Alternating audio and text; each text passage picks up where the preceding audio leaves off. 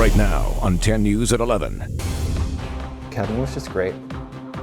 He was a guy that I never met a person who said they didn't like Kevin. A growing memorial for a cyclist struck and killed by a hit-and-run driver. Tonight, we talk with a friend who was there on the ride when it happened. Plus, a brazen burglary in broad daylight. Surveillance video spots thieves breaking into a North County restaurant. How the owner was able to turn the tables on the criminals. 10 News begins with breaking news. Right now, heavy winds are pushing a major brush fire toward homes in the mountains above Santa Barbara. You can see the massive wall of flames firefighters are dealing with. The fire started near Highway 154. The high wind gusts are hitting 50 miles an hour. That's pushing the flames south down the mountains closer to the city. 3,100 acres have burned so far, but the fire is 0% contained. Several neighborhoods are being evacuated. Rain is expected in that area by tomorrow night. All right, now to a 10 News follow-up. The search for the hit-and-run driver who killed a cyclist over the weekend. Now, police say the driver never even stopped. Good evening. I'm Steve Atkinson. And I'm Kimberly Hunt. 10 News reporter Laura Acevedo is at the crash site in Escondido and spoke with one of the friends who was riding with the cyclist at the time. Friends and family have set up this memorial here on the side of the road where everything happened. The group was riding downhill when a car crossed into their lane, hitting the victim head on. One of the things I just keep remembering is his smile. And it's a smirk. It was a smile, it was a smirk. His smile was infectious and his passion for cycling was strong. The day was supposed to be what we call an epic ride. Kevin Lentz rode with his friends every weekend. Saturday was no different. The plan, a 6-hour ride, a ride they never finished.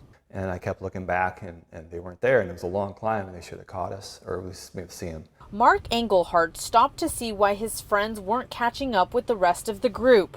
When he got the news, Kevin had been hit by a car on La Honda Road, head on, dying on scene. The driver never stopped. Cars go way too fast up it. That day, it was busy. Kevin leaves behind a wife and a 1-year-old boy named Lawson.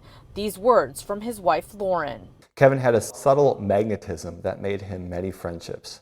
His beautiful smile, eagerness for adventure. Escondido police found the car that hit Lentz that afternoon, just a half-mile away on Astor Street. A dark Toyota sedan with major damage to the windshield. The driver nowhere in sight. Friends now raising money with a GoFundMe page to support his family. Escondido police are still looking for the driver of that car. If you have any information, you are asked to call the department. In Escondido, Laura Acevedo, 10 News. New at 11, a bad combination is about to hit San Diego County. A major winter storm and a holiday travel mess on our roads at the airport and at the airport as well. We have team coverage on this story. Let's begin with our Lindsay Pena in Alpine, where the weather could hurt business on a holiday weekend. AAA predicts people will travel in record numbers this Thanksgiving holiday, but we're also expecting a big storm to hit San Diego County. At Alpine Discount Liquor, the rain usually means one thing. And I already called that it's going to be a slow week because of the rain. Staff tell us even though our mountain communities can be a destination during the holidays, the weather sometimes deters people from coming up. So when it starts raining, no one wants to get wet, and then most of them just stay home.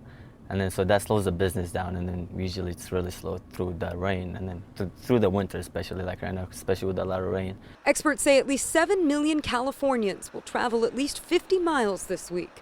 But the forecast also calls for heavy rain and snow, which can make for a dangerous and slow trip.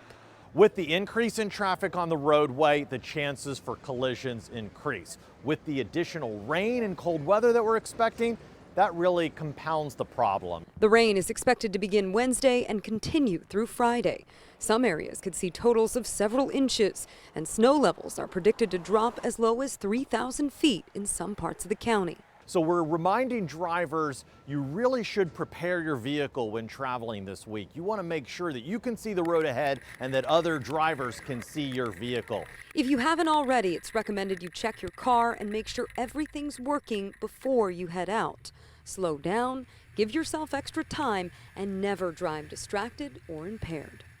In case you were wondering, AAA says that San Diego ranks #2 on the list of places that people are heading this Thanksgiving holiday. Reporting in Alpine, Lindsay Pena, 10 News. Thank you, Lindsay. Yes, a lot of people headed to San Diego and many San Diegans taking off as well. People on the roads, meteorologist Angelica Campos tracking this incoming storm. And of course, a lot of people want to come to San Diego. Only about 20% of the time Thanksgiving has rain in the forecast.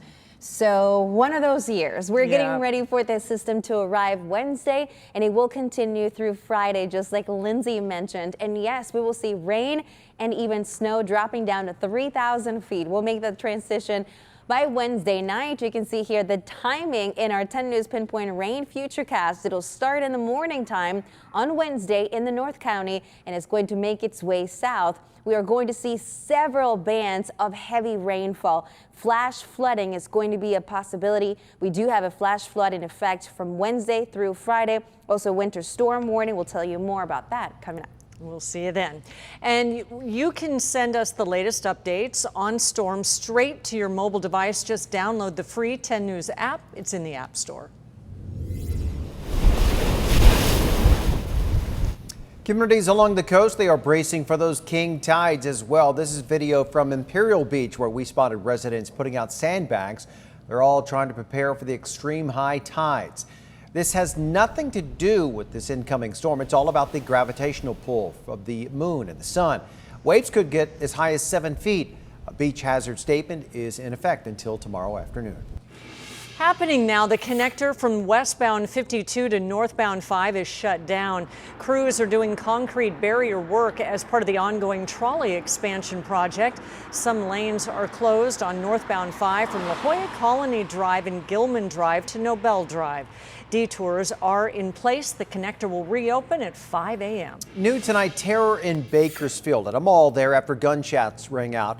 Police swarmed the building. They say that 2 people were shot at the Valley Plaza Mall, but both were minors. They were rushed to local hospitals and are expected to survive. Police are still looking for the gunman and interviewing witnesses. The man accused of killing a Church's Chicken employee is headed back to San Diego to face murder charges. After weeks of searching, investigators tracked down Albert Blake in Memphis, Tennessee. 10 News uncovered a rap sheet including drugs, weapons, and domestic violence charges. Earlier this month, police say Blake went inside this Church's Chicken in Otay Mesa West and opened fire, killing Maribel Ibanez and injuring 2 other employees. All right, now to a crime alert. A North County restaurant targeted once again. Thieves have cost the owners thousands, and they have yet to hold their grand opening. The whole thing, as you can see, was caught on video. Our 10 News reporter Anthony Perua is in Escondido with how the restaurant turned the tables on the criminals. The thieves broke into this outdoor storage area over the weekend and took off with pricey equipment. The owners moved a lot of those things out now. Since 2018, when they started renovating this restaurant, they say they've been a constant target for thieves and vandals, costing them thousands of dollars. Hiding behind masks and looking for a score, security video caught 2 thieves breaking the lock off a storage area. Once inside, they pick out what they want, then they back in their truck to load up the goods. They stole about $2,000 worth of product. Brad Solly is a co-owner of Bab's Restaurant on Escondido Boulevard off the 15. They've been working to open it since summer of 2018, but it hasn't been easy. Over the last year or so, we probably had about 15 to 20 between vandalism, theft, and whatnot. In April, someone made off with several granite tabletops. Then in May, someone tagged their property. The list goes on. It's been a struggle. It's been frustrating every day. After the weekend theft, Solly posted the video online. Within hours, someone reported seeing the stolen equipment for sale. Police did the rest. The officers were able to set up a sting the same day, and they set up a delivery point. The delivery point was here off West Valley Parkway. He pulled up to a gas station expecting to meet his buyer, and he met a detective undercover, and the rest is history. As long as they continue to fix up the restaurant, Solly believes they'll be a target. They know that people aren't going to be there after hours typically. That's why opening day can't come soon enough. It'll be nice when it's all done. Police are still looking for a second suspect. The restaurant says their scheduled grand opening is still on for December 21st. In Escondido, Anthony Pura, 10 News. We wish them well with their opening. Thank you, Anthony. The medical examiner is trying to figure out what happened to the man found dead in a life jacket floating 5 miles from Mission Bay. A Good Samaritan spotted the body this morning. Crews found a second life vest drifting in the water nearby.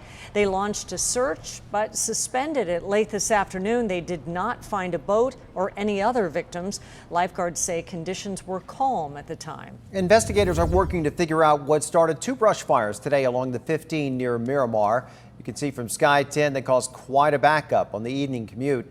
That 1-acre fire, it started around 3:30 this afternoon at the 15 near the 52, and just after that, a 3-acre fire broke out near Miramar Way.